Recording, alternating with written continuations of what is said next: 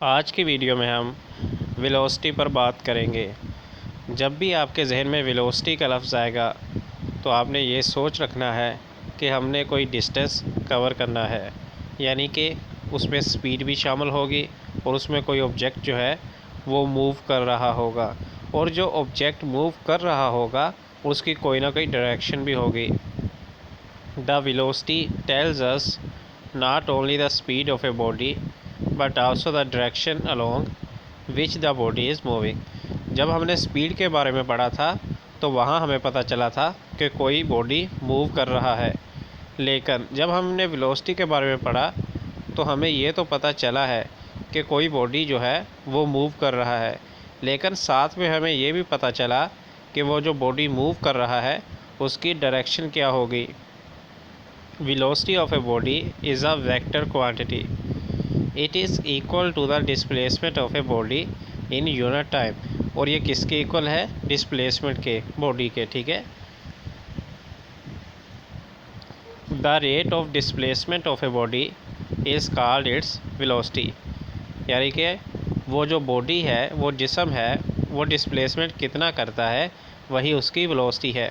हो सकता है वो कार हो और कार जो है वो थोड़ा डिस्प्लेसमेंट करे, यानी थोड़ी दूर जाए, और हो सकता है वो बहुत ज़्यादा डिस्प्लेसमेंट ले, यानी कि बहुत दूर जाए, तो वही उसकी वेलोसिटी होगी। वेलोसिटी किसके इक्वल है? वेलोसिटी इक्वल है डिस्प्लेसमेंट ओवर टाइम टेकन। यानी वेलोसिटी किसी कार की क्या होगी, यानी कि उसने कितना सफ़र किया और कितने टाइम में किया, यानी डिस्प्लेसमेंट ओवर टाइम। अगर हम देखा जाए तो जो हमारी वेलोसिटी है यूनिट टाइम में वो किसके इक्वल है? डिस्प्लेसमेंट के। तो यानी आपने ये जो डी है ये आप लेफ़्ट की तरफ ले गए, और जो लेफ़्ट वाला वी था वो आपने राइट की तरफ टी के साथ लगा दिया, यानी कि वेलोसिटी डिस्प्लेसमेंट के इक्वल। अगर आप लेफ़्ट साइड पर देखें तो हमारे पास है a paratrooper attains the uniform velocity called terminal velocity with which it comes to ground. तो अभी यूनिफॉर्म वेलोसिटी क्या होगी उसके बारे में देखेंगे। सबसे पहले फार्मूला के अबाउट देख ले। Here d is the displacement of the body moving with velocity v in time t. SI unit of velocity is the same as speed, metre per second ही है वेलोसिटी का भी। तो जो वेलोसिटी है, यूनिफॉर्म वेलोसिटी क्या होगी? कहता है v is the average velocity of a body during time T.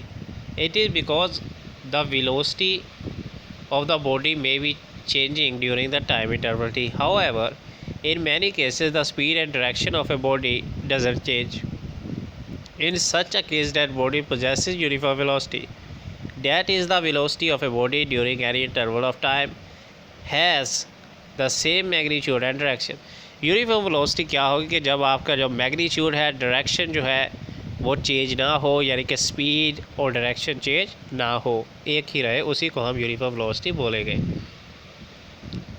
A body has uniform velocity if it covers equal displacement in equal intervals of time, however short the intervals में भी।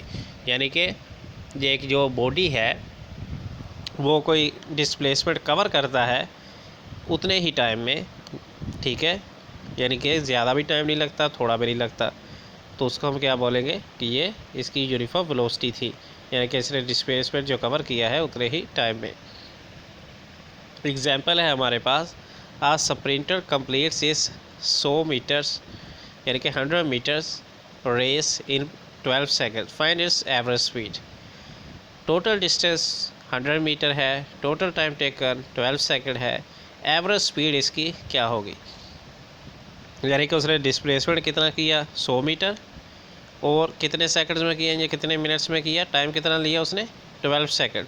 उसकी average speed कितनी होगी वो देखते हैं, वो है 8.33 मीटर पर सेकंड। तो वो जो है काफ़ी थोड़ी स्पीड थी। फ़िलहाल आपने ऐसा ही करना है, अगर आपने भी एवरेज स्पीड निकालनी है कि मैं कितनी स्पीड पर फैसलाबाद गया हूँ, तो अगर आपने डिस्टेंस किया है 135 किलोमीटर, ठीक है,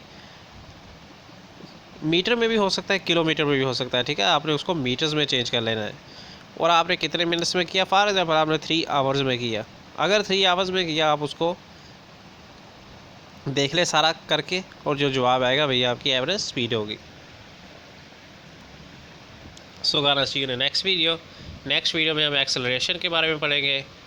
गुड बाय फॉर नाउ।